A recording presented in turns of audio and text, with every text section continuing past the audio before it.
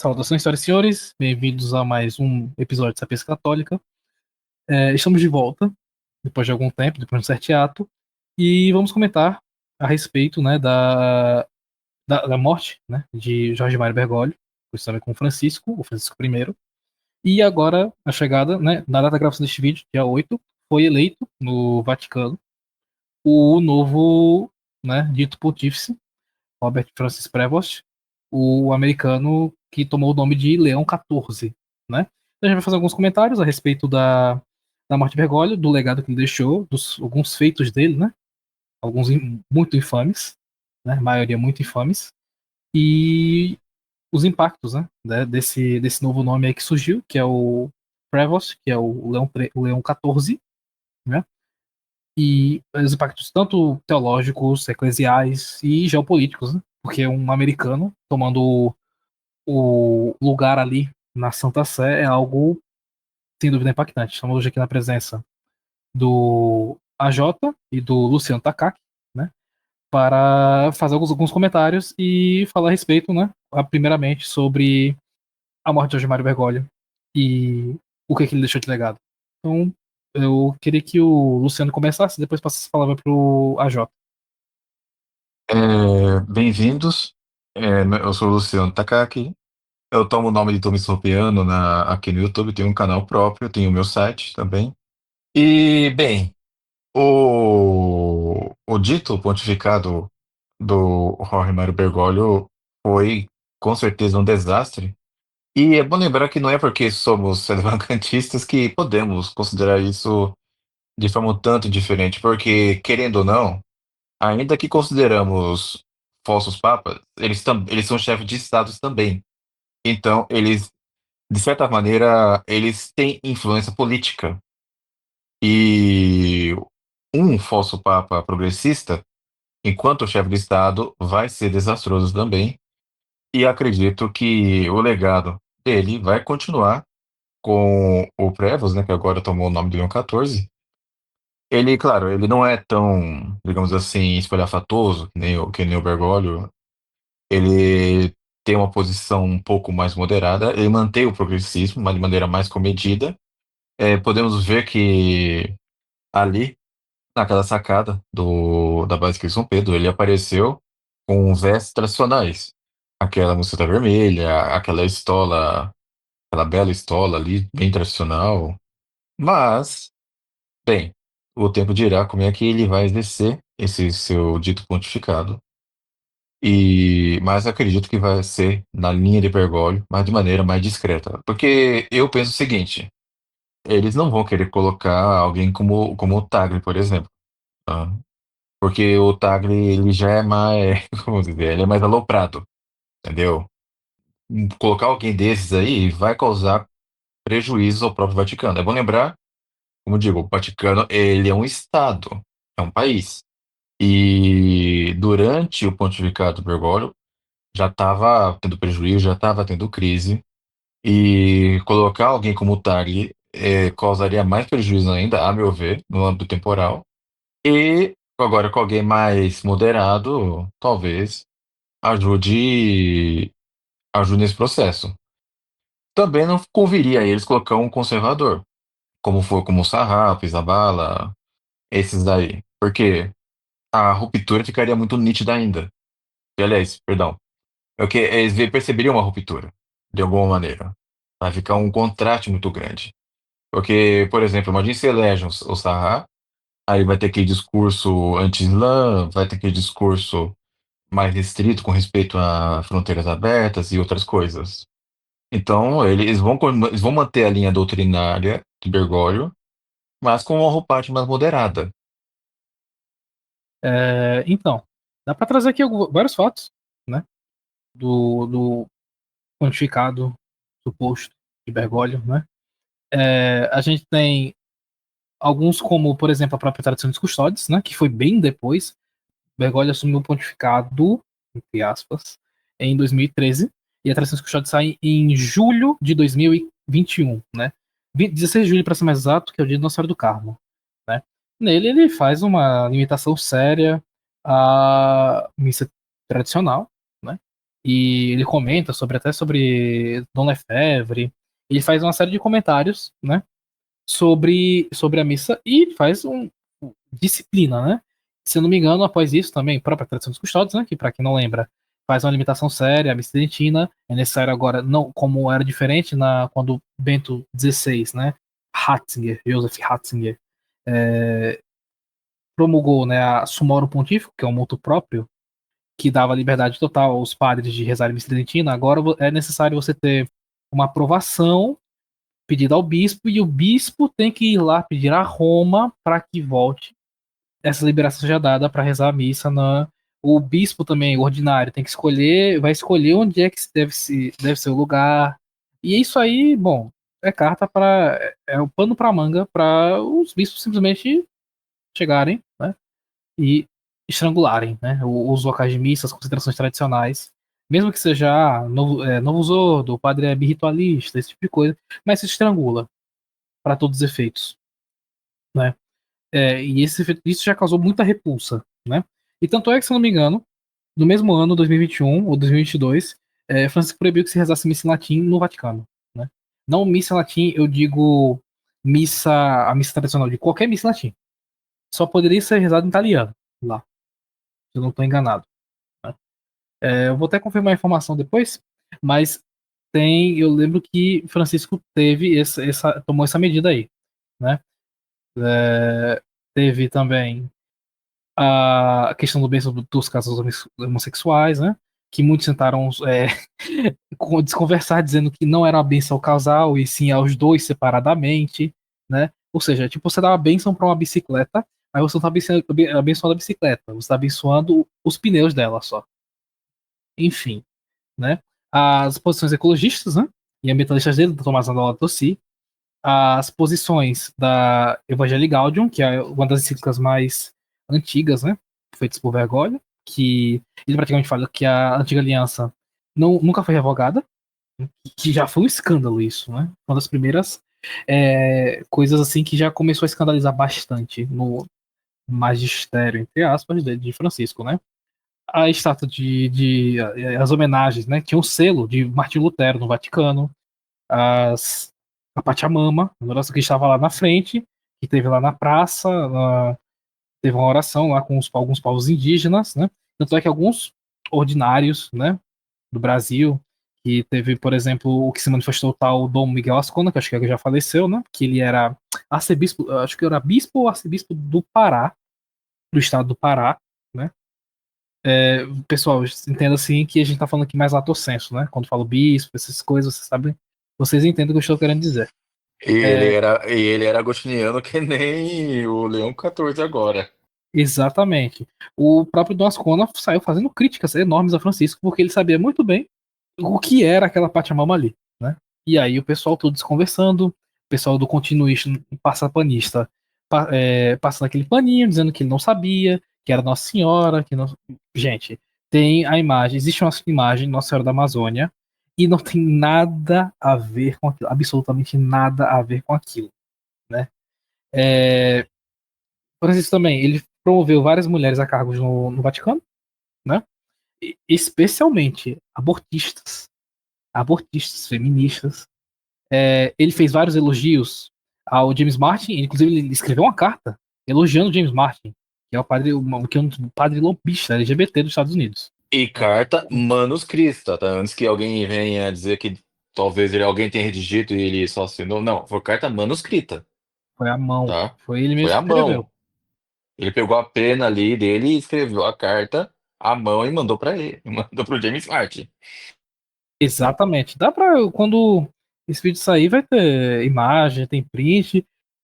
E inclusive a imagem, falando nisso, quando ele aceitou aquele crucifixo do Evo Morales, né? Que era presidente da Bolívia na época, né? Aquele crucifixo de Cristo no símbolo da Força e Martelo. Uma blasfêmia total, né? Não tem nem o que falar. Outro ponto, foi em 2017 ou 2018, também teve o caso que quando pediram a ele, alguém pediu a ele para que se proclamasse o dogma de Nossa Senhora como corredentora, né? Ele disse em espanhol, ele respondeu que isso seria uma tonteria, né? Tonteria em espanhol é idiotice, uma sandice, uma besteira, né? San Bernardo nos decía que cuando hablamos de María, nunca es suficiente la alabanza, los títulos de alabanza, pero no tocaban para nada ese humilde discipulado de ella, discípula, fiel a su maestro, que es su hijo, el único redentor. Jamás quiso para sí tomar algo de su hijo. Jamás se presentó como corredentora. María Mujer, María Madre, sin otro título esencial. Los otros títulos, pensemos en la letanía lauretana, son títulos de hijos enamorados que le cantan a la madre, pero no tocan la esencialidad del ser de María, mujer y madre. Cuando nos vengan con historias de que había que declararla esto, hacer este otro dogma o esto, no nos perdamos en tonteras. María es mujer, es nuestra Señora. María es madre de su Hijo y de la Santa Madre Iglesia jerárquica. E Maria é mestiça. Sendo que vários papas, como Pio IX, Leão XIII, São Pio X e por aí vai, falaram da Corredentora. Pelo menos deram muito bem a entender no Magistério Ordinário que Nossa Senhora era Corredentora, né? Era certo falar que Nossa Senhora era Corredentora, né? A questão da comunhão para recasados, se eu não me engano, na Amoris Letícia, que foi outro ponto de choque, né? Quanto mais Francisco foi progredindo nessas questões, 2014, se eu não me engano, foi a Evangelii Gaudium, que foi a questão da antiga aliança com os judeus, que ele disse que a antiga aliança nunca foi revogada. 2015, a Laudato Si, que tem várias implicações panteístas, ecologistas, ambientalistas, né, que vão desembocando em questões muito mais progressistas. 2016 teve a Amoris Laetitia, que é um documento pastoral, vamos dizer assim, mas não é porque é pastoral que é um documento que seria desprovido de autoridade, tendo em vista o pessoal do Novo Zordo, né? 2021 teve talvez esteja esquecendo de alguma coisa aqui. Nesse meio tempo acho que teve a Fratelli Tutti em 2020. Fratelli Tutti, que ele cita o lema da Revolução Francesa, né? Liberté, égalité, fraternité, liberdade, igualdade, fraternidade, né? E ele vai digressando sobre isso. E teve em 2021 a Tradições Custódias, que foi um ponto chocante para quem é do meio tradicional, muito provavelmente hoje. Só para comentar um ponto, é que tem alguns continuistas que eles entendem que eles alegam, né, que o trilema da Revolução Francesa pode ser entendida de maneira católica. Bem, até dá, só que o problema é que o conteúdo da encíclica não é bem católico. Porque tem ali a liberdade religiosa, entendeu? Aquela noção de fraternidade universal, não é muito católico, não. Com certeza não. Mas por hoje a gente não vai se aprofundar muito nisso. Creio que a gente já falou até aqui em outros vídeos no passado. Mas por hoje é só uma passagem mais rápida a respeito das questões aí do pontificado de Francisco, do legado dele, né? E tem até algumas frases aqui que a gente vai deixar na descrição, né? A gente fez até um documento, né? Nosso editor fez um documento deixando todas essas frases aí. E tem um site que está guardado lá no Wayback Machine, né? No Internet Archive, que ele fala todas, com citação, com fonte, tudo, no rodapé, das frases de Francisco de Bergoglio com os escândalos dele, né? Sobre a Nossa Senhora Redentora, sobre a postura dele sobre o comunismo, sobre a postura dele sobre casais gays, sobre a postura dele sobre recasados, várias coisas, né? Eu penso que o AJ tome a palavra aí, e eu tenho certeza que ele tem algumas coisas aí a passar, né? Sobre esse legado aí de Francisco. Boa noite a todos. Eu sou o AJ, como os senhores já sabem. Eu me recordo que no ano de 2013 eu vi pessoalmente o Francisco quando este foi até Aparecida, né? E as pessoas todas recebendo muito animadas o Francisco, mas não imaginavam, né, o oceano, né, de porcarias que este sujeito traria para a vida cotidiana dos católicos todos os dias. E nós observamos isso desde o começo, né? O Francisco, em 2013, disse, né, que o Espírito Santo era quase como que um apóstolo de Babel, né? Apóstolo de Babel, ele usou esses termos, né? Em inúmeras situações, ele fez referências, né, a casais, né, pares homossexuais, como sendo passíveis aí, né, não somente de inclusão dentro da estrutura, né, pastoral da igreja, como também, né, repetiu, né, quem sou eu para julgar, né, acerca de sacerdotes que são homossexuais. Ele próprio disse, né, quem sou eu para julgar? E ele disse isso Como no se a Brasil. lei... Ele estava no como Brasil se- quando disse isso. Pois é, como se a legislação da própria Igreja Católica e o costume bimilenar da Igreja Católica neste sentido não tivesse valor. Como se, né, não houvessem, historicamente falando, inúmeras condenações, né, ao vício antinatural e as tendências intrinsecamente desordenadas da homossexualidade que são impeditivos para o sacerdócio, inclusive criando, né, condições favoráveis para com que a Igreja Católica, a Igreja Conciliar, no caso, né, não fizesse mais oposição à regulamentação dos casamentos civis entre homossexuais. Então, uma coisa inaudita aconteceu durante esse pontificado que não havia acontecido até então, né? Você vê que Bento XVI, João Paulo II, nenhum deles ousou avançar tanto a agenda, né, de aplicação dessa relativização dos princípios da fé católica, como Francisco.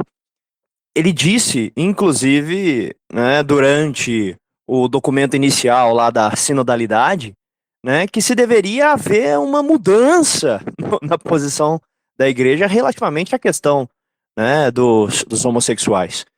E vejam, né, também ele afirmou ao cardeal Dolan, né, que a igreja não deveria dispensar a possibilidade, né, do casamento gay. Isso enquanto, obviamente, discussão hipotética. Ele disse isso lá para 2014, né? E diferentemente de João Paulo II, que sim, cometeu escândalos e atos, né, que certamente todos se recordam, por exemplo, em Assis, né, o famoso beijo no Alcorão, mas o mesmo João Paulo II e Bento XVI jamais tinham permitido, né, que acontecessem orações islâmicas no Vaticano e leituras do Alcorão no Vaticano. Leituras públicas do Alcorão no Vaticano, coisa que Bergoglio permitiu logo no começo do seu pontificado, eu acho que logo já no segundo ano do seu pontificado. Ele permitiu que isso acontecesse.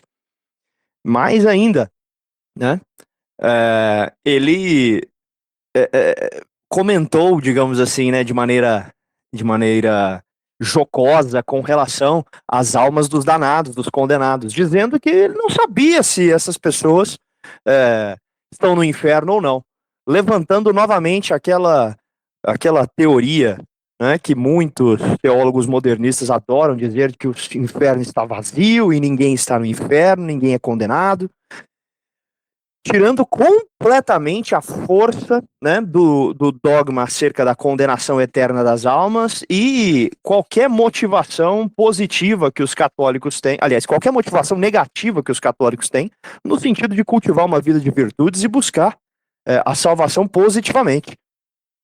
Então, isso são só algumas coisas, assim, que eu me recordo, mas ele permitiu muitas vezes, né, que símbolos de outras religiões fossem colocados em pé de igualdade com os símbolos da Igreja Católica, em vídeos que ele gravava recorrentemente, não sei se os senhores se recordam, aqueles vídeos de intenções mensais que o Vaticano divulgava.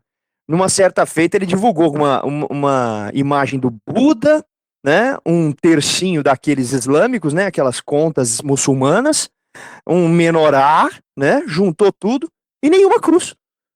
E ele colocou tudo aquilo lá, dizendo que todos somos filhos de Deus, negligenciando e ignorando completamente o papel do batismo, né? Na verdade, No... é uma japamala, né? A japamala é um cordão de oração budista.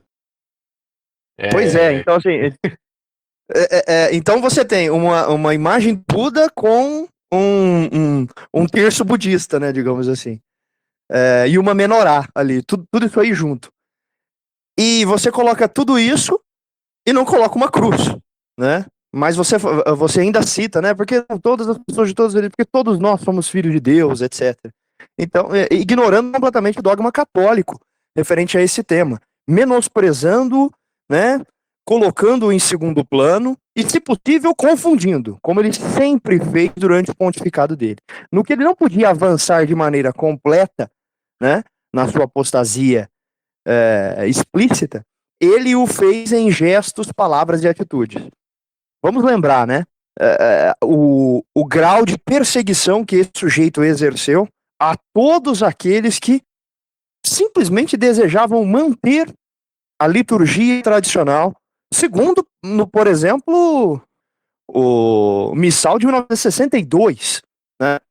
Que alguns advocantistas nem fazem adesão. Mas nem isso ele permitiu, né? Então, a luta dele contra a missa tridentina e contra a liturgia tradicional se manifestava constantemente. Ele menosprezando o movimento pró-vida, né, que fez um papel tão importante no mundo, no combate à morte de crianças inocentes dentro do ventre das suas mães, menosprezando completamente esse movimento, recebendo ateus, blasfemadores, verdadeiros achincalhadores da imagem de Cristo, os recebendo em audiências privadas no Vaticano, né? Como se fossem boas pessoas. Como é o caso, por exemplo, daquele rapaz lá, o Boechat, não. Aquele Fábio rapaz, Porchat. Fábio Porchat, Porchat, do meu Porta Jesus dos Cristo. Fundos. Pois é, tem sujeito mais asquerosamente blasfemo do que aquele cara? Se vocês têm noção do que é, né, ali, toda a obra dele, do ponto de vista humorístico, né, ele todo ano lança alguns vídeos menosprezando, atacando, difamando, né, o legado tradicional da fé cristã, especificamente, e com ênfase na fé católica, né? Perdão, interromper. Tem um episódio que é bom lembrar quando que o Bergoglio ele não apenas perseguiu a missa tradicional, ainda que dentro dos auspícios, né, do Novo Zordo, como perseguiu até mesmo aqueles que querem rezar o Novo Zordo de maneira mais piedosa. Um exemplo é quando se reuniu com os sacerdotes e aspirantes a sacerdócio lá na Sicília, ele reclamou do uso da renda por parte deles, dizendo que a renda é coisa da vovó, a igreja é mãe. E, entendeu? Onde está a reforma litúrgica do Vaticano II? Lembrando que ele disse que a reforma do Concílio Vaticano II, esta é irrevogável. A missa tridentina não é irrevogável, mas a reforma litúrgica do Concílio Vaticano II, esta sim, esta é irrevogável e dela não se deve voltar atrás. Quanto a isso, ele fez afirmações explícitas nesse sentido. Vocês encontram referências, é muito fácil você encontrar referências como essas, né? Referências completamente abomináveis, né, com relação à natureza de Deus. Por exemplo, ele disse que internamente a Santíssima Trindade está brigando o tempo todo, mas por fora eles dão a aparência de unidade, né? Ele falou isso com um tom jocoso, né, para meio que fazer uma analogia, mas é uma analogia completamente ímpia, né, que ele utilizava para tentar explicar um pouco a questão da sinodalidade, né? Então, existem algumas afirmações, algumas coisas assim que são realmente condenáveis. Em uma situação, numa missa em 2017, ele disse que obedecer todos os mandamentos paralisa você, né? Então, veja que interessante. Então, se você obedece os mandamentos da lei de Deus, você não avança, você não progride, você fica paralisado, você fica limitado. Essa é a afirmação fundamental que ele defende. O que é uma coisa, assim, a meu ver, que mostra muito desse espírito dele, né? Sem falar na questão da comunhão para pessoas que não estão em estado de graça e não estão preocupadas em estar em estado de graça. e não estão querendo estar em estado de graça, e mesmo assim, não, libera a comunhão para eles. Afinal, agora cito exatamente as palavras dele. Um pouco de pão e vinho não faz mal, ele disse. Um pouco de pão e vinho não faz mal. Afinal, se nós, como advocantistas coerentes, né, acreditamos que as consagrações no Novo Osório não são claramente válidas, né, são duvidosas e, portanto, pragmaticamente inválidas, nós acabamos concordando por acidente com ele, né? Afinal, um pouco de pão e vinho não faz mal a ninguém, né? Mas o pecado putativo que está implicado nessa declaração para uma pessoa que vivia em adultério, que vivia em uma condição irregular do ponto de vista, né, matrimonial, escancara a falta de fé que esse sujeito tem no que se refere à Sagrada Eucaristia. Tem um episódio que o Bergoglio, acho que foi uma entrevista no avião, não lembro bem. Bem, depois a gente coloca referência em algum lugar. Essas entrevistas É, de avião são as não, piores. são cheio de pérolas. A pessoa fala, não é infalível, não sei o quê, mas são públicas e tem afirmações ali que são bem problemáticas, dos quais ele nunca, né, se retratou, nunca esclareceu. Mas enfim, continuando, tem um episódio que ele mesmo fala que ele estava dando comunhão para uma casa de idosos e ele perguntou se mais alguém queria. Aí levantou uma mulher dizendo que queria, ela comungou e disse para ele: obrigado, padre, eu sou judia. E a resposta do Bergoglio, aqui, o que eu te dei também é judeu. E contou isso como se fosse uma anedota, como se fosse algo sem. Aliás, como se fosse alguma coisa boa acontecendo, uma mulher judia comungando. Que lindo, A né? falta de cuidado, não, a falta de cuidado dele com o nosso Senhor Jesus Cristo, com as sagradas espécies, é tão clara que se reflete no modo como os novos clérigos, né, da seita conciliar se manifestam. Eles desprezam aquelas pessoas que manifestam um mínimo que seja, né, de zelo e respeito por Nosso Senhor nas espécies eucarísticas. Então, eles afirmam claramente, não, ajoelhar, receber comida na boca, isso aí é coisa de bebê, né? Ah, vocês estão regredindo na fé, né? Critica-se muito, inclusive, a dita renovação carismática por causa disso, né? Que eles querem receber, né, a Eucaristia com zelo, querem receber ela, né, com decência, eles procuram, né, valorizar esse aspecto da fé católica, e o novo clero despreza isso explicitamente, né? É muito. E vejam como constantemente o Bergoglio ele insistia nesse desprezo referente a nosso Senhor Jesus Cristo, né? Quando ele disse que Cristo se tornou pão, né? Ele também dizia, não, ao mesmo tempo que ele falava, né, Cristo se tornou pão, que é uma maneira metafórica, né, de fazer a referência àquilo que Cristo, né, realizou na última ceia. Ele também dizia que Cristo não transformou cinco pães em 5.000 pães, ou seja, ele nega explicitamente a historicidade e a literalidade do milagre da multiplicação dos pães. Isso ele disse durante uma homilia dele há pouco tempo atrás, em 2019, salvo engano. Né? Ele disse isso. Ele fez isso 3 vezes, na verdade. Bem, na descrição vai estar o link de um artigo do Novo Osor Duarte, em que a última vez foi em 2022. Mas ele, enquanto assumia, né, o nome de Francisco, ele negou 3 vezes, 3 vezes a historicidade da multiplicação dos pães. Imaginem se nós perscrutarmos agora, né, o período em que ele, enquanto bispo, fez esse tipo de ilação, esse tipo de comentário escandaloso. Pois é. Até a gente esqueceu de falar de uma coisa que aconteceu que foi. Deu o que falar, acho que foi em 23. Que foi a canonização dos 21 mártires coptas, né? Que. Isso foi um escândalo total também, né? Porque. Ok, tá, de fato, por um ponto de vista, pode-se dizer que é um ato heróico, mas, por outro ponto de vista, eles não eram católicos, né? Então, assim, você colocar no martirológio católico 21 mártires cóptas, existem os cóptas católicos, que são unidos a Roma, né? Mas os cóptas que são referidos ali são os cóptas ortodoxos, né? Então, né? E outra coisa, né? O Francisco tem até a imagem, tem no Vatican News, né? Que o Francisco vivia com ecumenismo com o Tavário II, né? Que é o Papa, entre aspas, dos cóptas ortodoxos, né? Ele recebia lá na Praça São Pedro, acho que rezaram missa juntos, coisa assim. Se eu não me engano, rezaram missa juntos. Mas tinha dessas coisas lá, e os coptas rezavam, esses caras rezavam lá dentro da Basílica de São Pedro, e se não me engano, dentro da Igreja de São João. Né? Eu esqueci o nome da igreja. É importante você citar isso, Pedro, porque você me recordou também o fato de que foi neste pseudo-pontificado do Francisco a primeira vez que os anglicanos celebraram na Catedral de São Pedro. Né? Anglicanos, meu amigo, anglicanos celebraram.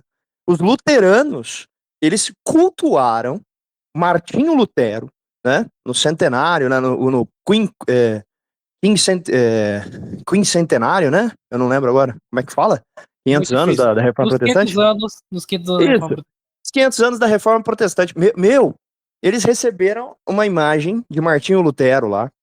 E o Bergoglio simplesmente teceu loas ao maior heresiarca, ao maior destruidor da unidade católica depois, né, do cisma do Oriente. Eis que surge Lutero como sendo um homem de boas intenções, um homem, né, que não estava errado, que deu a Bíblia ao povo. Ele fala isso. Meu Deus do céu! O nível de aproximações, de esgarçamento da verdade católica atingiu atingiu píncaros inimagináveis. Ele tornou o inimaginável imaginável. Ele alterou o imaginário dos católicos Novos Ordo, para tal ponto em que eles não acreditam mais objetivamente em nada. Eles só aguardam para ver qual vai ser a próxima presepada, né, para a qual eles terão de passar pano, com vistas a entender que não importa o significado objetivo de uma coisa, mas sim, né, o significado a posteriori, ex post facto, criado para tentar justificar que ainda exista alguma unidade nessa estrutura que nós vemos todos os dias, infelizmente, degringolar diante dos nossos olhos. Podemos até lembrar que antes de Lutero aparecer, o heresiarca, que era sinônimo de herege, o herege por antonomasia era ário, né? Só que Lutero quebrou a hegemonia de ário e ele passou a ser o sinônimo de cismático e heresiarca por antonomasia. E é esse tipo de homem que foi homenageado. Sim, lembrando, né? Essa não foi a única aberração, né? Nós só citamos poucas e nós nem temos tanto tempo assim para fazer um apanhado completo de todas as barbaridades que foram cometidas durante esse pseudo-pontificado de Francisco. Mas em que pese essa citação, né, que o Santiago acabou de comentar, referentemente aí, né, aos ditos mártires coptas, lembre-se que Bergoglio defendeu explicitamente que os mártires pertencem a todos os cristãos. Então, se existe um mártir no anglicanismo, um mártir, né, no luteranismo, um mártir presbiteriano, um mártir católico, um mártir ortodoxo, não importa, um mártir evangélico, dito evangélico, né? Não importa, todos eles pertencem à fé.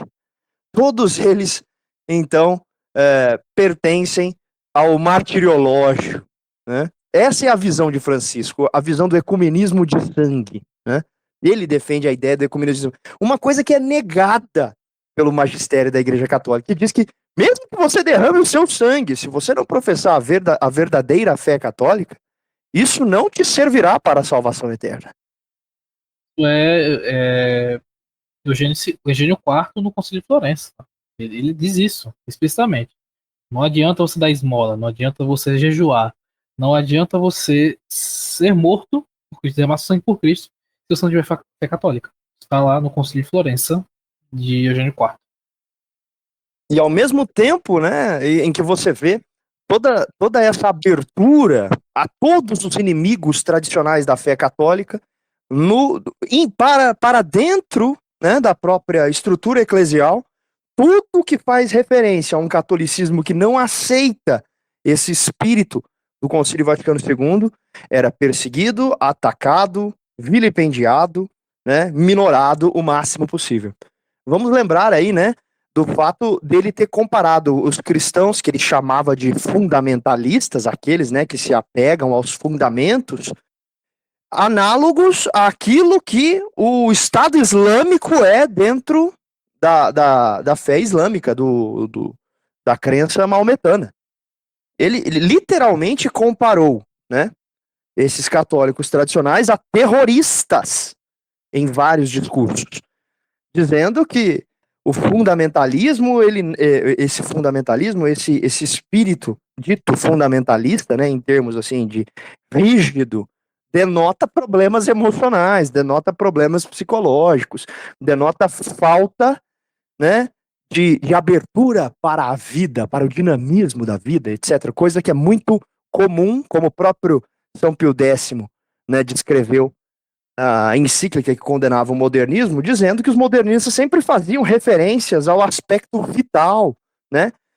Faziam analogias e metáforas da vida espiritual e da dinâmica da fé com aspectos biológicos, exatamente para dar essa impressão de organicidade, de fluidez constante, de mutação constante, de modificação incessante.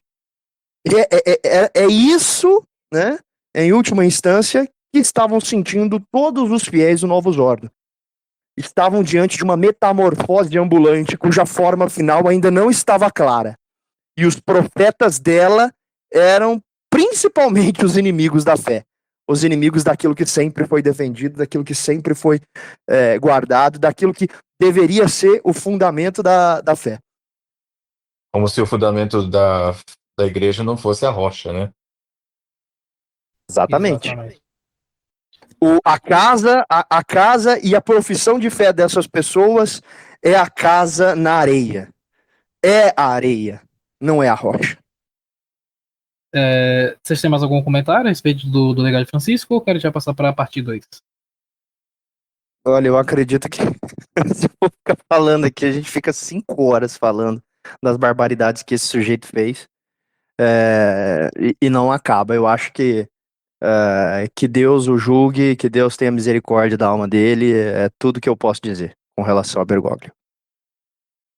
Ok, então, dito isso sobre tudo sobre Bergoglio, né? Sobre o finado Bergoglio, agora a gente vai adiante, vamos, como hoje, dia 8, né?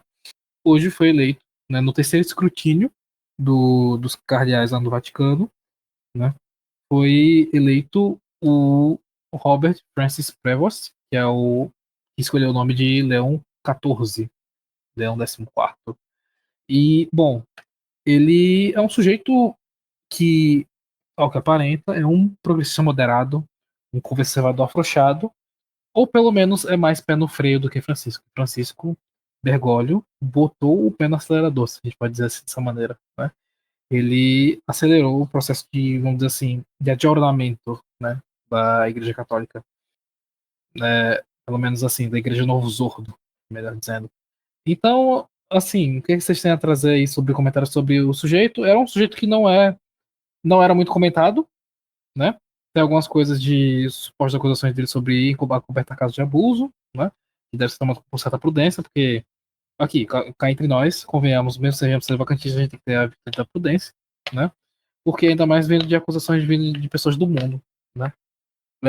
Não dizendo que ele não fez, também não dizendo que ele fez, que ele é responsável, que ele foi negligente, mas é uma questão de prudência, a gente tem visto isso. Porém, não é só isso que o Prevost traz, né? Que o Leão XIV, né? O pretenso diz. E também, para a gente complementar, a gente compilou aqui, né? Graças ao nosso amigo Michael, do Posto do Tramontanismo, ele compilou boa parte, pelo menos assim, resumiu, boa parte dos tweets, né? Do Prevost, né? Vai ser uma tendência daqui para frente, porque com a rede social, né, com a advento da rede social, a gente vai saber muito mais fácil do que o tal Papa pensa, Papa assim, né? O que um clérigo ou um pretenso clérigo pensa, o que o candidato no geral pensa, qualquer pessoa. Sim, é o primeiro papa, entre aspas, tuiteiro da história, diga-se de passagem. Exatamente. Os outros tinham, como é que pode dizer? Tinha assessor, né? Tinha um social media. Esse não. Esse aí, ele mesmo tipo, tweetava, retweetava. Então, tipo, é interessante a gente olhar isso porque diz muito sobre ele mesmo, né?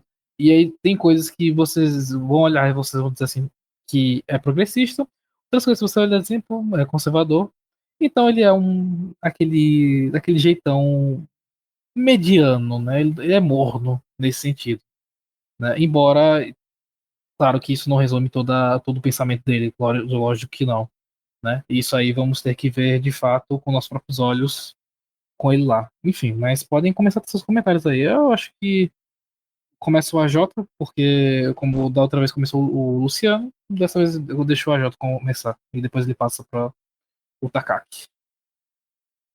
Perfeito. Bom, eu conhecia pouco, né, deste recém-eleito. Nós tínhamos algumas informações sobre a atuação dele aqui na América Latina, né? Ele atuou no Peru durante muito tempo, foi eleito, né? Aliás, foi elevado ao episcopado Novus Ordo ali mesmo ainda, né? No Peru. E exerceu o pontificado, aliás, começa a exercer o seu dito pontificado agora, com um discurso bastante próximo daquela perspectiva social de Francisco, né? Então, ele repete no seu primeiro discurso essa mentalidade de Francisco relativamente tanto à questão ecológica, né, reiterando aquela perspectiva de que agora há pecados sociais, a saber, aí, o pecado contra a natureza, não no sentido tradicional do termo, né, contra a natureza humana, e sim contra a natureza criada, né, contra a ecologia, digamos assim, né. Então ele vai ser efetivamente um sujeito defensor dessas pautas mais à esquerda, né, dentro do espectro político, com uma roupagem teológica. Ele vai defender isso, ele vai defender imigrantes, ele vai defender posturas que são consideradas um pouco avançadas, né, para a maioria da perspectiva mais tradicional. Porém, ao mesmo tempo, ele é um sujeito que denota sinais de respeito para com elementos tradicionais. Então, há relatos de que ele celebrava em privado a missa tridentina nos Estados Unidos. Há relatos também de que ele, além de ser uma pessoa de ampla cultura, né, também é uma pessoa que tem conexões com o mundo político, né, tendo em vista os inúmeros casos de suspeita de acobertamento, né, de casos de abuso sexual nos Estados Unidos. Alguns vaticanistas afirmam que ele seria um nome altamente chantageável, né? Seria um nome altamente chantageável e foi o candidato não somente, né, do bispo lá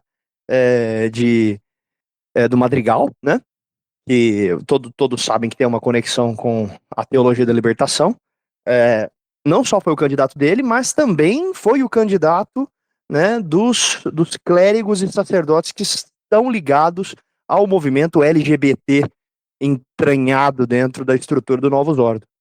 O que me leva a crer que ele pode surpreender nesse sentido, por mais que, diretamente, ele não tenha feito nenhuma declaração positiva com relação a essa questão. Pelo fato de ser um agostiniano, né, podemos esperar um rigorismo, né, nos textos teológicos muito menor do que viria de alguém que tem uma formação um pouco mais tradicional. E por ser um sujeito relativamente jovem, né, se eu não me engano, ele ainda tem 69 anos, fará 70 este ano, acredito que ele terá um pontificado relativamente longo. E não tem nenhum defeito, né, de saúde muito notório, como tinha o Bergoglio. O que me leva a crer que o pontificado dele tenderá a durar entre 20 e 20 e poucos anos. Se Se o... ele viver que nem Leão 13, 92, 93 anos, vai passar de 20 anos. Pois é. E Leão 13 foram 25 anos de pontificado. Então, se ele escolhe o nome em razão da longevidade prevista, então o senhor já imagina, né? Enfim, Sim. com isso eu encerro a minha participação a priori. Sim, é aquilo que eu comentei anteriormente. Tá? Ele vai seguir a linha média. Antes das eleições, das eleições, perdão, do conclave, estavam divididos em três grupos, né? Então, os progressistas, que tem o Tagle, o Hollerith, que é o pior é o pior de todos, tá? O cardeal lá do Luxemburgo, que defende até a ordenação de mulheres e coisas assim. Tem os conservadores, que, pelo que eu lembre, só tem uns cinco ou seis. E tem os linha média, que é praticamente todo o resto, entendeu? É o E centrão. é o centrão dos cardeais. O Parolin ele era considerado o favorito, ele é linha média, tá? Aí tem o Zup também, que acho que ele é de Bolonha, tá? E tem ele também. Então, então eles perceberam que é melhor colocar um linha média, alguém que. Agora, por que escolher alguém mais novo, né? Que provavelmente terá um pontificado longo, aí já não sei. Talvez, mas como costumam dizer, né? Eles não têm pressa, então eles escolheram alguém que nem ele. E acredito eu, tá? Pelo que eu vi, ele meio que vai anestesiar, digamos assim, o pessoal do Novo Sordo. Tá? Ele vai continuar ensinando as mesmas bobagens que Bergoglio ensinava, mas como o AJ disse, vai colocar uma roupagem teológica, porque ele é um homem erudito, tá? Pelo que nós sabemos, ele tem doutorado, tudo. Ele é fluente em 7 ou 8 idiomas. Então é realmente um homem muito culto. É que nem o Ratzinger era. Então ele vai dar uma maneirada, tá? Não vou dizer que ele vai pisar no freio, ele só vai tirar o pé do acelerador, tá bom? É o que ele vai fazer. Mas vai continuar com essa agenda. Eu acredito eu também que, apesar de ser ele ter sido um dos apoiadores da Tradição dos Custódios, eu acredito que ele vai também dar uma afrouxada nisso. Tá? Ele vai afrouxar, eu acredito que ele vai afrouxar restrições da missa tridentina.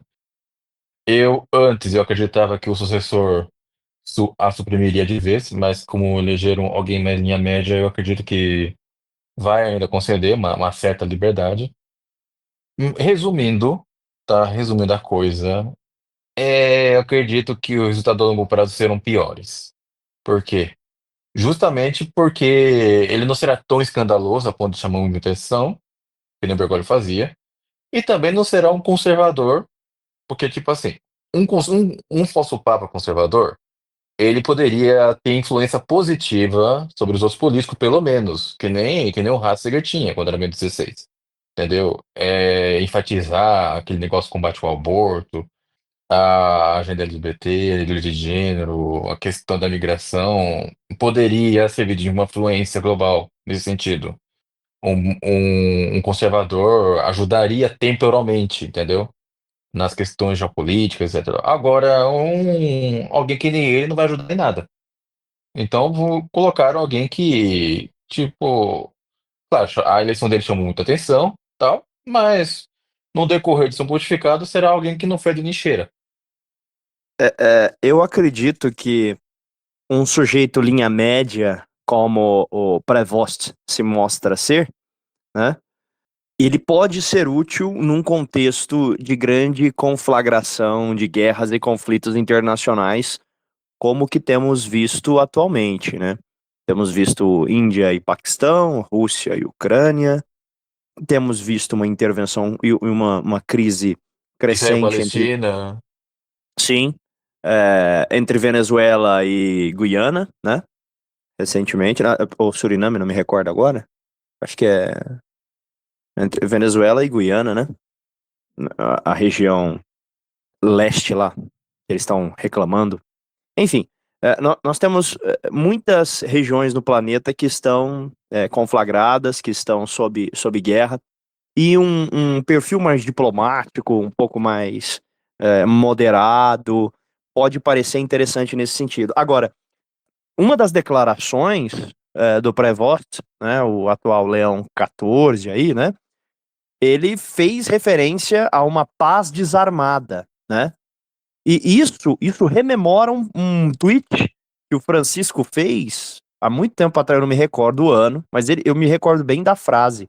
Ele disse assim: vocês querem paz no mundo? Então, né, joguem fora as suas armas todos e vamos construir esta paz juntos, não sei o que, alguma coisa assim. Sendo explicitamente desarmamentista, né? Que é uma perspectiva completamente ingênua de enfrentamento à violência e à criminalidade, né? Até mesmo nosso Senhor Jesus Cristo falou, né? Se antes quem vive pela espada importa morrer pela espada, né? Nosso Senhor, que inclusive pediu, né, para com que Pedro não usasse a espada, depois falou assim: não, agora você vai ter que carregar ela, porque ela lhe será necessária, né? Então, por mais que durante o seu ministério nosso Senhor Jesus Cristo não fez uso da força, depois ele deixou claro que seria necessário o uso desta, mesmo que esporádica e excepcionalmente, né? Coisa que, inclusive, também foi rejeitada por Francisco, uma das suas alterações mais escancaradas, que é a sua condenação à pena capital como recurso último do exercício da justiça dentro dos governos humanos, né? A condenação da pena capital também está sendo repetida por Prevost, né?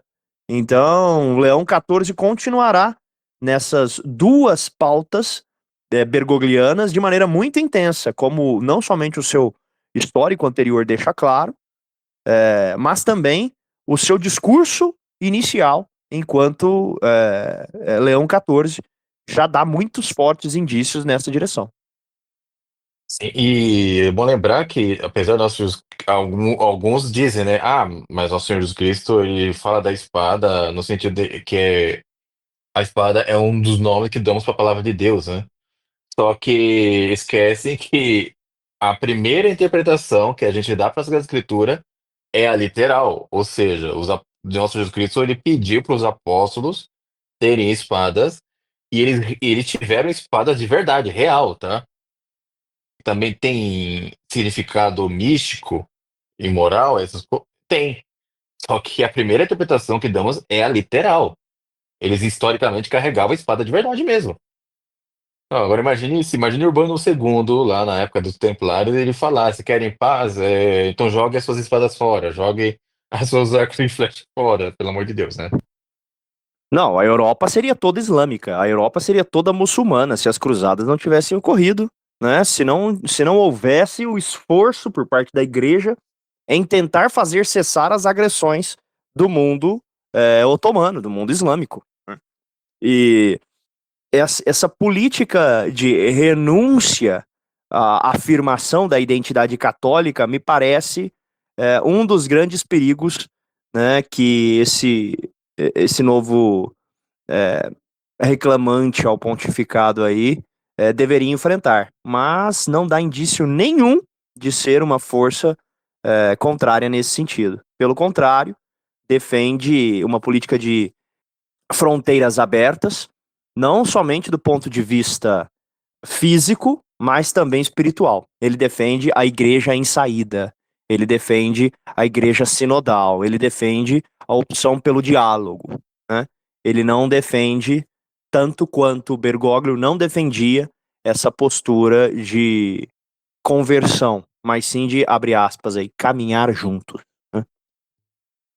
Sim, exatamente. Agora, aí por aí vocês tiram suas conclusões, né? Porque, como eu digo, um reclamante apalpado conservador, pelo menos, poderia ter alguma influência política nesse aspecto. Agora, com esse cara aí, pode ver que o próprio Bergoglio, ele atrapalhou muito, né? O seu próprio continente, a Europa, nesse sentido, porque muita gente fica pensando, bem, se até o Papa está defendendo fronteiras abertas, daí, né? Por que que a gente também não faz isso, né? um conservador poderia ter uma influência positiva nesse aspecto. Agora, com ele aí, agora nem isso. Você Sim. tem pode comentar também, Santiago. Então, eu vou trazer aqui o compilado aqui dos tweets do Prevost, porque eu creio que isso é muito interessante, né? Uma coisa também, é bom citar, né? O Prevost, ele é filiado ao Partido Republicano nos Estados Unidos, né? Os republicanos são mais próximos de uma direita aqui no Pedro, Brasil. dentro dos Estados Unidos tem animais que representam os partidos, né? O Isso, Partido Republicano é representado por um elefante e o Democrata por um burro, certo? isso, Só que exatamente. existe também o símbolo do rino. Você já ouviu falar dos rinocerontes?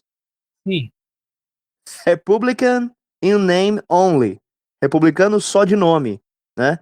Ou direitista só de nome, conservador só de nome. Eu acho que o Prevost se encaixa nisso. pois é, porque ele, é justamente isso que eu ia falar, ele é de Chicago. E Chicago é uma cidade que é democrata, tradicionalmente democrata, né? Então ele pode ser um republicano mais ou menos com ideias divergentes, do mínimo do Partido Republicano, né? Não que se fosse ser dos republicanos em si fosse uma coisa necessariamente boa, mas tem assim, tendências melhores do que o pessoal democrata.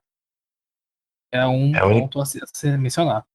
a única coisa que ele viu que ele é de conservador é que ele é pró-vida, né? Mas fora isso, não tem não temos mais nenhuma informação. Consta também que ele é contra a ideologia de gênero, mas entre ser contra a ideologia de gênero e ser a favor de casamento civil homossexual, no Novos Ordo, eles consideram que tem distância, né? É, E Mas Mas o Bergoglio se opunha, né, antes de assumir o seu suposto pontificado. Ele combatia essas coisas lá na Argentina, só que depois que ele colocou a batina branca, parece que, sei lá, mudou um pouco de ideia. existem muitas declarações do Bergoglio contra a ideologia de gênero, mas a atitude pastoral dele, no sentido de favorecer a má vida, né, das pessoas que defendem na prática todos os corolários, né, dessa ideologia, é uma postura extremamente contraditória, né? Uma postura que ele cultivou durante todo o pontificado, o pseudo-pontificado dele, né?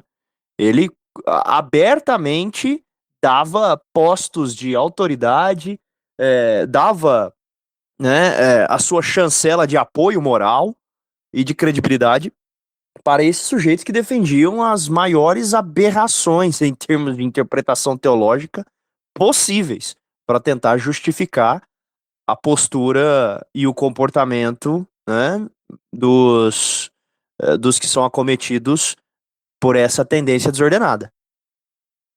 exatamente. E, bom, o Prevost também, inclusive, o Prevost nasceu em 55, né? Foi no ano Não, não foi no ano da morte de Pedro. Pedro morreu em 58. Mas, assim, o Prevost nasceu já praticamente numa igreja quase... uma igreja conciliar. Ele é de fato, um papo conciliar, porque, bom, ele só foi adquirir consciência lá pros 4 anos, a gente chuta assim, em média, né? Então, assim, até 59, ele praticamente ele viu quando criança, viu entre aspas, né? Porque naquela época não tinha, mas tipo assim, ele é um papa, O entre Vaticano aspas também, II, o Vaticano conciliar. II, o Vaticano II se encerrou quando ele tinha 10. Então, o Vaticano II acabou durante a infância dele.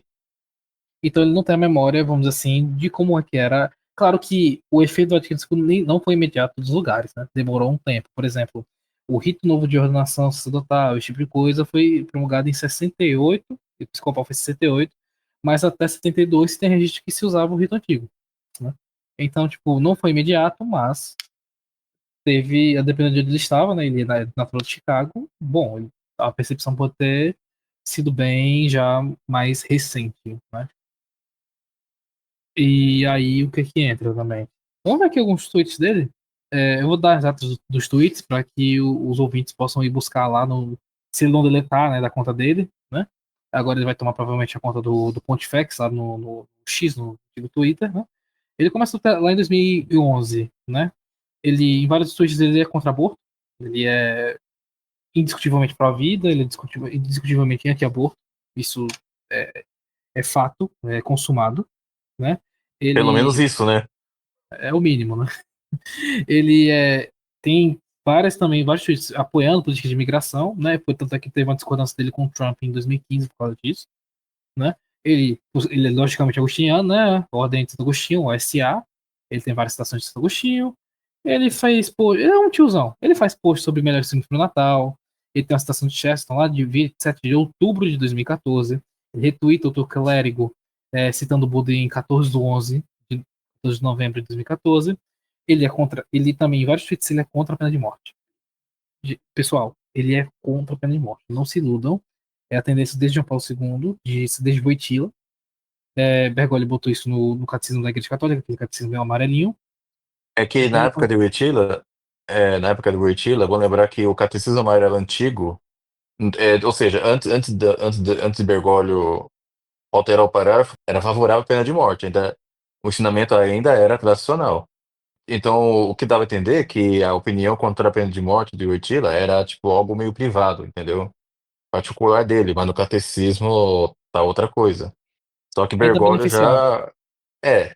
Ou seja, é como se o Católico Novo Oswaldo tivesse ainda a liberdade de defender a pena de morte. Mas depois de Bergoglio, aí, bem, já sabe, né? Eu acho Exatamente. interessante, se me permitem um pequeno comentário, né? Eu acho interessante como eles simplesmente ignoram que isso foi defendido não somente em tratados teológicos, né? Isso foi defendido em textos magisteriais. Você encontra, né, o relaxamento, né, da igreja ao braço secular muito, muito explicitamente no magistério católico tradicional. Você encontra referências a isso, né? Falando para condenar o sujeito à morte. O próprio Atos, magistério afirmando isso. Atos 5, Ananias e Safira foram mortos, foram fulminados, né? Isso Não, é no fundamento. pois é. E olha que a Ananias e Safira foi porque eles mentiram, porque eles fizeram uma fraude a respeito da venda, acho que era a venda de um, eu não lembro do que era, eu tenho que passar de Terreno. novo, do terreno, né? Eles mentiram que eles não ficaram com dinheiro, se não me engano. E Só aí que foram fulminados. eles poderiam até ficar com esses bens, né? Só que ao invés de falar a verdade, olha, vamos dar isso e a gente vai ficar com o resto. Mas não, eles falaram, eles mentiram na cara dura. Ó, esse é o valor Exatamente. integral, mas na verdade era tipo 30, 40%. Exatamente. Por uma fraude, né? Não foi nem por uma heresia ou coisa do tipo, foi por uma fraude, para vocês verem. E seguindo aqui, né? Ele é contra a pena de morte, o Leão 14 aí, né? O Prevost. Ele é muito afeiçoado a Laudato Si, a encíclica Laudato Si. Ele retweetou, né? Uma página chamada Laudato Si Movement, lá em 1º de junho de 2017, e outras citações por aí. Ele tem essa pegada contra a favor da Laudato Si, né? Ele também ele é contra a ideologia de gênero, pelo que se diz, porque em 2016, 29 de dezembro de 2016, ele retweeta um tweet que fala que a ideologia de gênero deforma o homem e a mulher, né? Ele também Perdão, aquela coisa, né? É bom lembrar para meus amigos que o Bergoglio também dizia a mesma coisa, tá? Ele também dizia a Ele mesma coisa. dizia isso e diz isso ao mesmo tempo em que recebe a candidatura dele sendo incensada pelo James Martin, né? É um ponto curioso, né? Mas é o seguinte, Bergoglio, ao mesmo tempo que ele fala contra a ideologia de gênero, ele tem uma praxis que contradiz o que ele ensina. Pode ser que, não sei, pode ser que o Pérez acabe tendo uma postura semelhante, ainda que com uma roupagem mais comedida, como eu digo. Porque como o Prevost, ele é mais, digamos assim, ele é mais low profile, né? Que nem o Bergoglio. ele não pisa no acelerador, como você falou, né? E Exatamente. Ele tira o pé ele tira o pé do acelerador e o carro continua andando. isso. Então vai na banguela, mas mais vai. E aí também eu não sei dizer se ele é amigo de James Martin, que é o famoso lá, o ativista LGBT, padre jesuíta, supostamente, que ele retweetou o James Martin em 28 de janeiro de 2017 sobre a guerra no Oriente Médio, né? Ele também retweetou a notícia do Mike Pence, acho que era secretário de Estado dos Estados Unidos, no governo Trump, lá do 29 de junho de 2017. Marcha Pro Vida, pela vida, ele também já fez retweets, quando ele era bispo do Peru, lá em 11 de março de 2017. Também, ele já também teve outros tweets do Laudato Movement, lá em 2017. Ele também retweetou já o Joseph Kupich. O Kupich é um bispo que também é tão progressista quanto o James Martin. Ele é a mesma pegada, ele é um progressista até o talo. Ele, inclusive, se não me engano, em 2011, ele incentivou, ele pediu para que os padres, o pessoal, seminaristas e tudo mais, não ficassem na frente das clínicas de aborto para tentar impedir, para rezar esse tipo de coisa. Depois ele veio se explicar que não é lá que é decidido, é nas mesas de cozinha, nas conversas, esse tipo de coisa, que um aborto decide ser feito, mas não pegou bem, né? Não pegou nada bem. E eu achei essa desculpa um pouco sarrapada, né? Porque ele é claramente o progressista até o tutano dos ossos, no caso do Blaze Joseph Kupich. Já imaginou se um desse fosse eleito, hein? Aí Aí, teríamos bastante gente do nosso lado. com certeza, já ia ficar bem mais cheio do que já tá. Já podia até mandar reformar as capelas, né?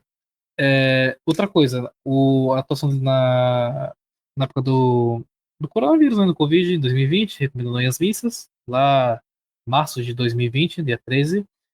Ele também retweetou uma frase que dizia: quando a sociedade lamenta mais a perda econômica que a perda de vida, já está doente, lá no dia 23 de 4 de 2020, né? Ele retweetou já sobre o George Floyd, né, o sujeito lá que foi. É bom é, lembrar que na época da pandemia ele mandou fechar as igrejas por 15 dias seguidos sim, lá no Peru. isso mesmo. Ele, Isso é muito grave, vocês não têm noção. Ele fala assim, ele literalmente usa esses termos, né? Não, gente, por favor, deixem a frequência aos sacramentos, deixem a vida pastoral e religiosa de vocês, deixa para com que Deus resolva essa questão aí durante 15 dias, tá? É basicamente isso que ele disse. Olha, não, tem um mandamento da igreja aqui, mas ignora isso aí por enquanto. É basicamente isso. É basicamente isso. Ele esse sujeito ele também defendeu o Floyd, né? Tipo, ele fez um retweet sobre o Floyd, né, em defesa do George Floyd. Ele é bem tiozão, ele tem retweet de vídeo humorístico, esse tipo de coisa. Você vai encontrar lá no X dele. Ele também é contra o eutanásia, o mínimo, por favor. Lá em 27 de 2 de 2021, ele diz, né, a pena de muerte não é admissível, a pena de morte não é admissível, lá em 19 de 4 de 2022. Ele é sinodal. Ele falou isso hoje, quando ele assumiu, quando ele foi lá depois se apresentar, né, ao mundo. Ele falou que ele quer a igreja sinodal. E lá em 2022 ele já falava que ele queria esse processo sinodal, né? Que Francisco tanto desejava também.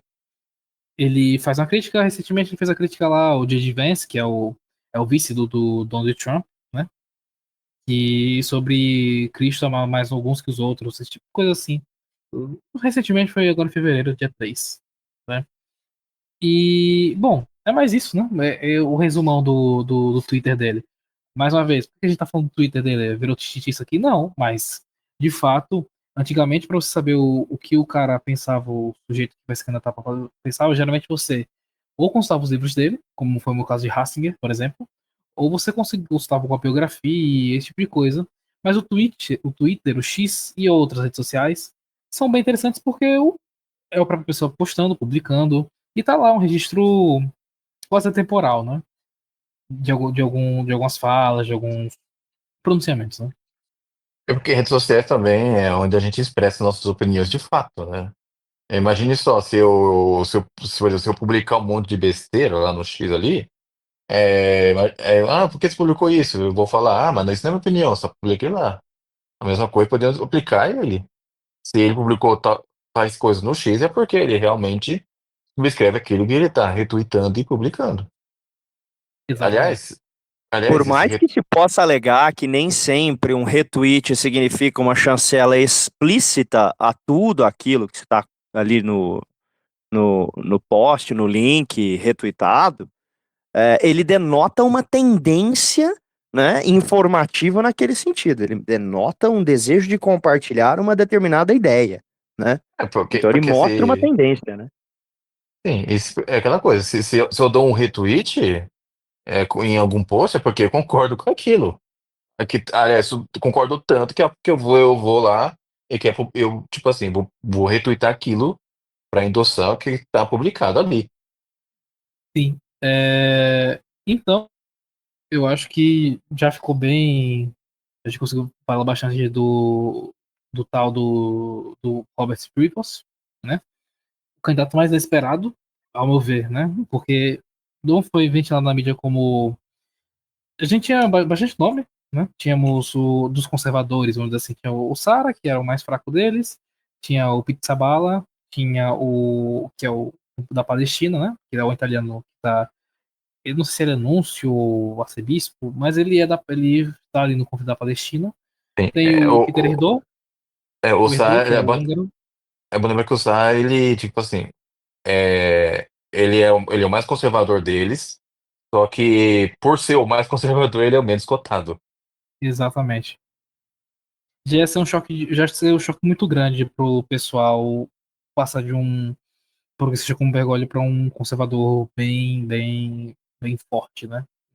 Mesmo que o Saara seja um ratzingeriano, né? Ele é muito mais rígido nessas questões até morais do que o Prevost, né? O Pizzaballa também é bastante conservador nesse sentido. Não dizendo que ela é bom nesse tipo de coisa, estamos dizendo que nessas pautas, Pizzaballa, Erdo e Sara são os mais rígidos, né? Tem o Burke e o Miller também, né? Exatamente. O Miller é aquela coisa, né? O Miller também é outro alemão, né?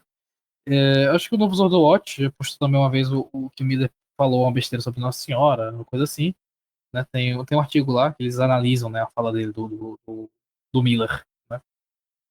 Mas ele também é um considerado conservador também. E dos progressistas tinha o Parolin, né, que é famosíssimo, aí tem o Tagle também, que é o filipino, que o pessoal tava esperando que ia ser, mas como eu disse, né, o pessoal não queria, talvez lá dentro, não se queria muito um conservador, mas também não queria um progressista muito tenaz, né. E aí escolheram um cara mais meio termo, e mas assim, o fato é o seguinte, esse Robert Prevost provavelmente ele fez algumas concessões, né? Não se sabe como foi feito lá o escrutínio, o que conversas teve, mas provavelmente ele foi o cara que foi escolhido para abrandar, né? Talvez essa onda tradicionalista, tentar abrandar e também tentar tirar um pouco o pé do acelerador do progressismo para que no Vaticano se percebe, né? Se percebeu o impacto das mudanças do Bergoglio sobre a missa tridentina, sobre a missa tradicional, sobre os conservadores, sobre a pastoral do pano, que a gente chama, né? Que é o pessoal os clérigos que gostam muito de usar renda, esse tipo de coisa. E esse, Pastoral e esse do sujeito pano. gosta, e esse sujeito gosta, porque ele tá usando Desculpa, museta, cara. Essa foi muito boa. a pastoral do pano. A pastoral do pano é um Muito clássico. boa. É, É, ele tá usando museta, eu não sei se ele usou mursa, né? Mursa, quem não sabe, é o sapato, né? Museta é aquela capa vermelha. O Bento XVI, o Ratzinger usava bastante, né? Agora ele não usou isso. então, como eu disse Pode lá falar. no meu primeiro comentário, não devemos esquecer que o Vaticano é um Estado soberano. É o menor do mundo, mas é um Estado soberano, e eles são falsos papas, mas verdadeiros chefes de Estado. E funciona dentro de uma economia, tá? Ou seja, eles vão precisar de recursos para administrar, e Bergoglio estava causando prejuízo também. Então, é necessário que abrandasse um pouquinho as coisas para que o Vaticano possa ser levado a sério de novo, porque imagina o tanto de gente que deixou de ir à missa nova justamente porque viu, ó, o Bergoglio, ele incendiou a nossa missa tridentina aqui, então vou lá na Fraternidade, eu vou lá na Resistência, ou até mesmo a missa de vacantistas, por que não? Aliás, Bergoglio, ele produziu muitos vacantistas, ele produziu muitos tradicionalistas também, tá? Eu vi vários tweets, inclusive, de pessoas que se tornaram levivistas e se arrependidos por causa do Bergoglio. Então, é necessário que. E isso significa que são perdas de fiéis. E se é perda de fiel, também é perda de dinheiro.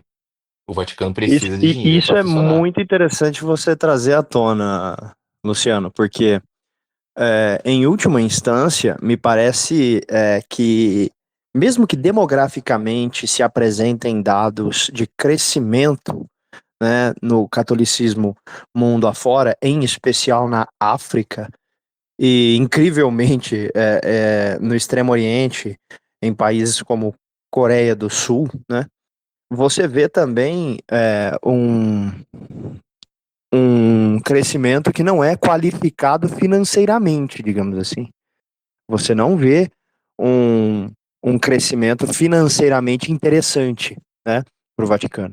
Até porque é, as principais dioceses, né, do mundo aí já recentemente, né, nós comentamos isso em outras conversas aí, né, os senhores fizeram referência tanto a Frankfurt quanto a A Chicago, né, Chicago. Que é que são a terra do Prevosto, né? Ele é de Chicago. exatamente. Bom, Então, a questão financeira, eu acho que ela se reflete no modo também como essas pessoas que são todo um espectro do catolicismo que fica se considerado órfão, assim, né? E para de contribuir com a vida pastoral, cotidiana. Aqui no Brasil mesmo, né? Os movimentos mais conservadores, mais tradicionais, têm a tendência de lutar contra doações voltadas para as campanhas da fraternidade ou para missões ou para patrocínio de obras da PJ, da TL, etc. Então, uma postura mais moderada visa também incorporar esses ativos, né, que ficam na mão de tradicionalistas e de conservadores, que o Novus Ordo acaba deixando de afluir, né? O fato, por exemplo, né, de no enterro do Bergoglio, no primeiro dia, só terem acorrido cerca de 20 mil pessoas, no comparativo com, por exemplo, o Ratzinger, né, que teve 80 mil pessoas no primeiro dia lá, na época. mostra muito claramente essa falta de apelo que ele tinha no apego popular dos católicos. Por mais que a mídia o incensasse, em números concretos, efetivos, você via uma igreja em descensão, né? E ele ajudava esse processo muito intensamente. Sim, então eu acredito que o Prevost ele vai dar essa moderação que ele julga necessário para talvez quem sabe atrair de volta alguns conservadores, alguns tradicionalistas. Eu acredito que a intenção seja justamente essa. Eles não vão querer um Sarrá porque Sarrá, pelo amor de Deus, ele vai afastar uma cacetada de gente que é mais progressista. Entendeu? Um Tagle vai afastar o pessoal mais conservador. Então, vai alguém assim que continue a gente do Bergoglio, mas, sabe, sem pé no acelerador, um discursinho mais brando. Provavelmente teremos encíclicas mais teológicas. Então, a meu ver, a intenção deles é essa. De fato. É dar esse tom mais brando e tentar negociar mais. Eu vejo que o Prevost é um cara que ele é pra ele não mediar mais agora as coisas do lado de fora da igreja, vamos dizer assim, mas do lado de dentro, né? Ele colocar todo mundo, os progressistas e conservadores na mesma linha, na filinha certinho. Ou ele é também um boneco. Dá para pensar isso também. Aí você pensa, ele é americano, então ele é o do Trump. Se bem que ele é crítico do Trump também. Então, ele não parece ser da linha do Trump. Ele já fez críticas no primeiro mandato do Trump, até mesmo antes de assumir, Se fosse que o Trump alguém, foi. se fosse para eleger alguém mais ou menos da linha do Trump, ele teria que eleger o Burke, né? Que o Burke é O americano Buck seria também. muito mais coerente com essa questão, né?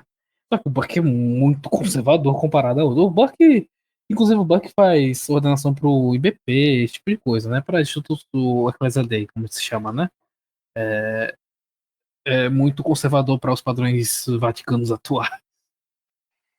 Enfim, eu creio que a gente já conseguiu pontuar bastante aqui. Alguém tem mais um comentário a tecer?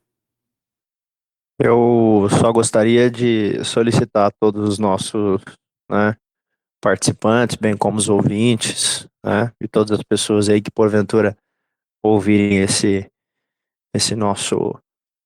nossa breve tertúlia aí, que rezem pelo Senhor Prevost, bem como por todos os membros do Colégio Cardinalício do Novus Ordo, para com que Deus possa realizar um milagre aí, né? Porque quem sabe, né? Vai que.